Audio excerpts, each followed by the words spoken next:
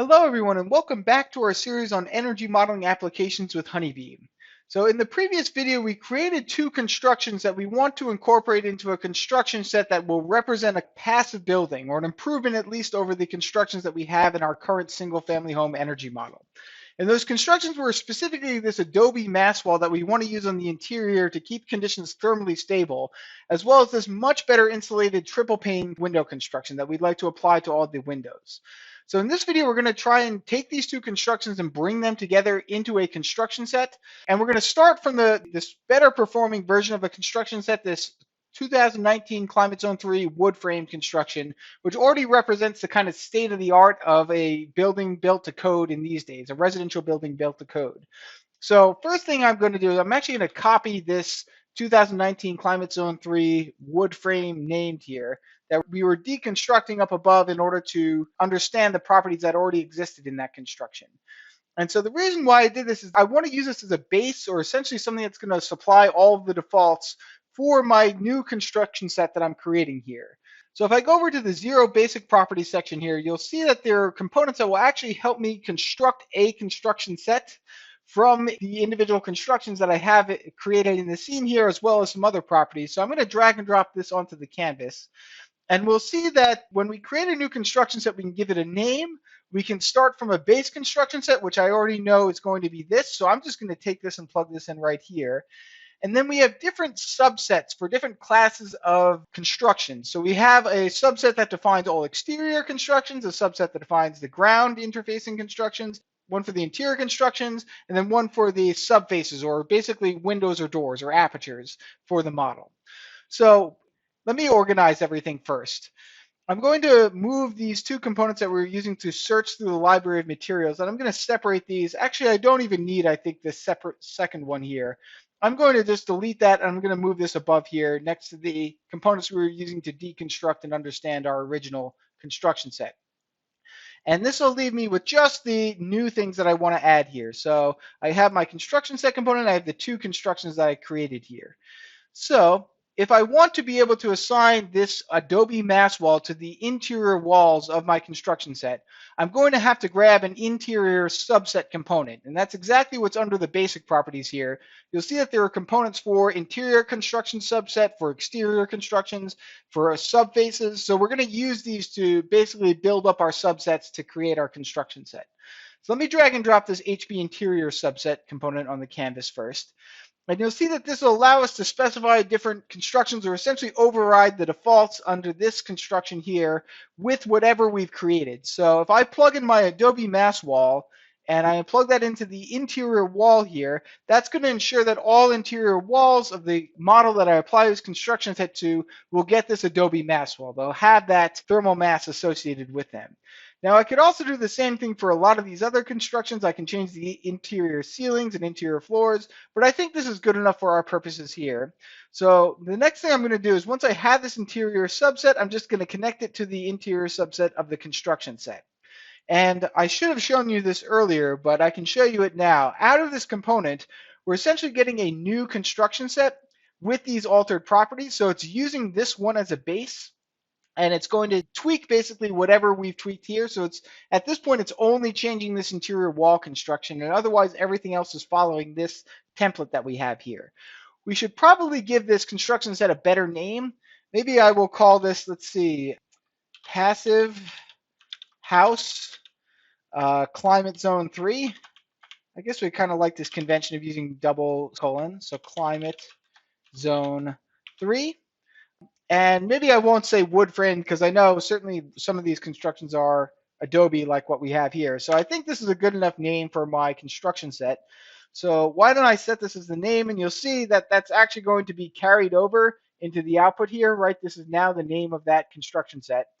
Okay, and let me now tweak the other aspects of this. So I also want to change the subfaces, right? Because I have a window construction here that I want to override the other constructions. This default construction that we saw up here only has an R value of 0.25, which I think is equivalent. What is that equivalent to? It's equivalent to a U factor of 2.4. It's not really the best insulation level, as we saw in the previous video. So Next, I'm going to grab this HB subface set component. I'm going to drag and drop this onto the canvas here. And then I think I'd like to use this same triple pane construction for essentially all exterior windows. So I'm going to plug this in for the window construction, which is essentially just going to set those exterior windows, those vertical windows are going to get this triple pane construction now. But I think I'd also like to use this for the case of a skylight. So if I can connect the same construction to a skylight here, if I have a window that is operable that can be opened to allow for natural ventilation, I think I'd also like that to be triple pane. And so common practice is to usually use the same construction for a lot of these same categories, but we allow you to specify different constructions mostly because the code that governs each of these different constructions is a little bit different.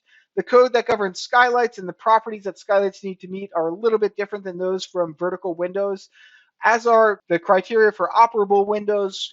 For operable windows, you're allowed to have a little less insulation, a little less U value, because again, you have all these mechanisms to help the window open that usually degrade the insulation a little bit. But in any case, I think this is good enough for now. This is essentially representing what I would like to do. So I'm going to take this subface set that I have here and connect this to the subface set of this construction set component. So, all right, at this point, I essentially have a construction set that is representative of what I would like to apply to my energy model. But before I go and end this video, and in the next one, we'll actually end up applying this to our single family home energy model. Before I go and do that, I'd like to at least show you guys that there are other ways of creating constructions, or at least specifying constructions in your construction set if you don't want to go through this whole process of building things up from material layers like what we did here. And that's that just like we have a component that helps you search through the materials that we ship with Honeybee, there's another component that helps you search through the constructions that we ship with Honeybee. And if I were to drag and drop this onto the canvas here, you'll see it functions very similarly to the search materials component. And if I pull up a panel here, you'll see that we ship Honeybee by default with a bunch of different opaque constructions. Many of these are already being used in the construction sets that we've been using, so these shouldn't be totally foreign, but you'll see that we have a lot of different things that may not be as typical. We have things for like moist soil and mud if we're trying to represent an outdoor condition, and we have lots of different levels of insulation for all different types of roofs. We have our wood joist attic. You can actually find, I think this is actually the roof construction that we have in our base construction we're using here for 2019. Let me see. Let me double check this. If I were to connect the roof up here to deconstruct construction, yes, this is the R38 typical wood joist attic floor. So you can see, right, that these constructions are actually being referenced within the construction sets. And I'll just note that we can certainly change the insulation levels. We can use some of these better performing or more insulated roof constructions if we so desired in our construction set here.